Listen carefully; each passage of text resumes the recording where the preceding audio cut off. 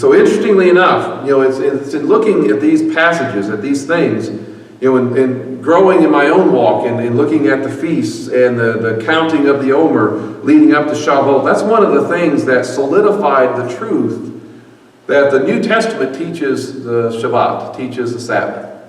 All the different passages that we probably grew up hearing about how this establishes and sets up Sunday worship and such.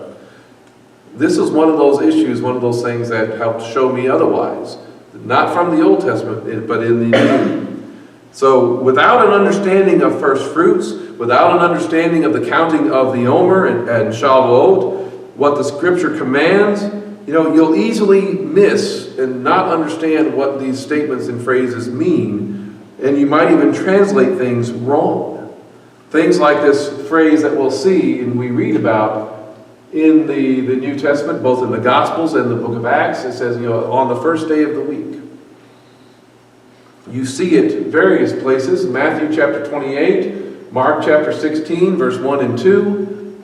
You also have it in Mark chapter 16, verse 9, but it's different. If you remember, starting in Mark chapter 16, verse 9, it starts that questionable ending of the book of Mark. Y'all have heard me talk about that before. Well, one thing about it that sets it apart, that makes it a little different, is that it uses a different construction that we'll see in just a minute from Mark chapter 16, verse 1.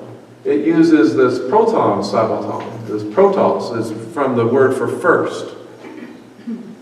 Like proto or whatever else, what we'll see, it's still used in Greek and English constructions and stuff today. But Mark chapter 16 uses a different construction for that. On the first day of the week, you'll see translated in Luke chapter 24, John chapter 20, verse 1 and verse 19. You'll see it in Acts chapter 20, verse 7, and 1 Corinthians chapter 16. So, when we look at that statement on the first day of the week, it's typically this construction, Mia ton Sabbaton. Okay, again, that's different from how it is in Mark chapter 16, verse 9. But the Mia ton is not first day, where protos would be the first day. This means one of.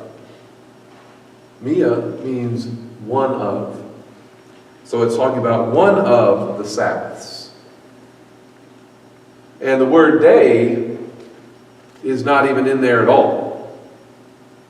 That's just an insertion to try to make the statement make sense or complete. So it's one of the Sabbaths. And you think about it here, is it talking about Sabbath, like an individual day, or is it talking about the concept of the week? Well, if you look at the same author of the book of Acts is Luke, and the word, or this Sabbath, appears 19 times in Luke. 17 of them are Sabbath day, a single day. One of them is where it talks about the idea of being a week, where it says, I fast 2 times a week. And one of them is that post-resurrection translation where it talks about the first day of the week. But if you'll notice something about all those verses that I listed, all instances where something is translated first day of the week are post-resurrection. All of them are within the counting of the Omer.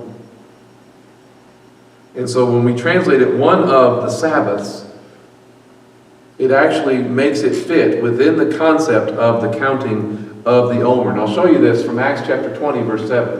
It says, "Now on the first day of the week," there's that translation, "we gathered to break bread. Paul was talking with them, intending to leave the next day, and so he prolonged his speech until midnight." Y'all remember this passage? This is where he, the young man falls asleep, and he falls out the window and all that other kind of fun stuff. So we've got the first day of the week, but he's leaving the next day.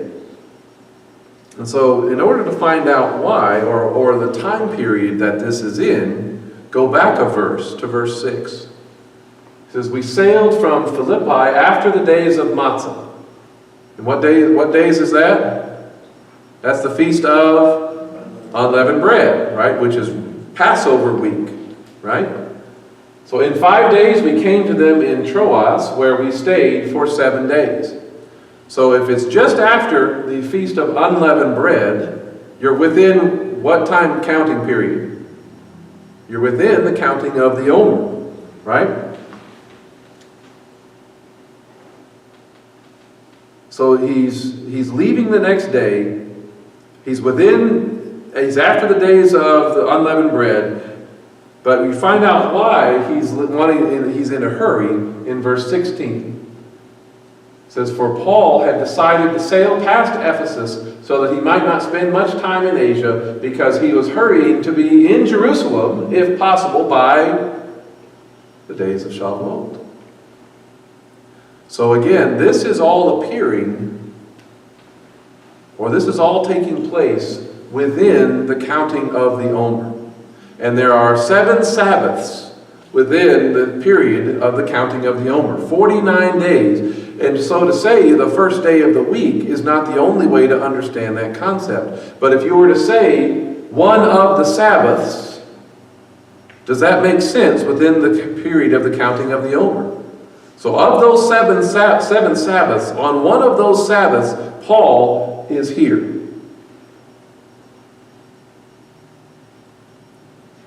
And they are staying late past the evening service, or the evening gathering, the assembly, and staying late till the next morning because he plans on traveling the next day. He doesn't travel on the Sabbath.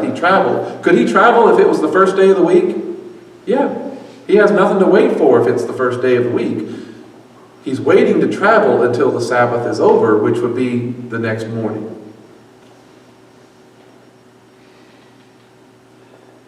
So that's in Acts chapter 20.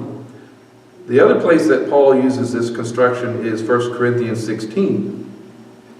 He says, "Now concerning the collection for the saints, the Kedoshim, as I directed Messiah's communities in Galatia, you do likewise."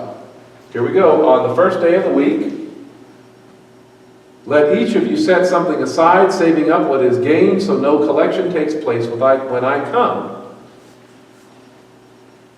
Because he didn't want to take a collection on Shabbat.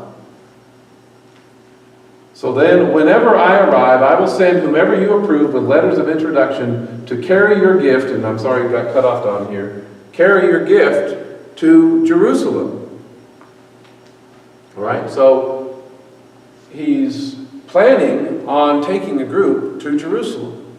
This is really the same period of time. Verse 7 in that same chapter says, "For I do not wish to see you now just in passing, for I hope to stay on with you for a while, if the Lord permits.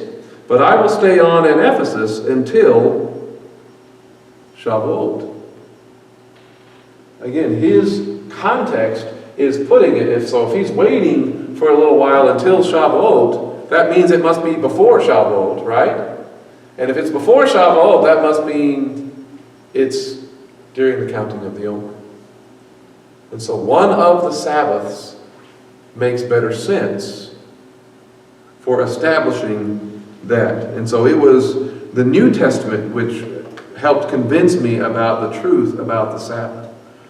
Because of the understanding of the biblical calendar, because of the understanding of the feasts and the counting of the Omer leading up to Shavuot. That's what helped all this stuff kind of make sense and get past some of those, I don't know, y'all have any of those barriers when you're coming into these perspectives? It's like, yes, I know it says that in the Old Testament, but, I'm a New Testament believer kind of thing, and I have to find it and see it in the New Testament. Anybody else have any of those mental barriers to get past? Well, guess what? It's in there. And it's consistent all the way through.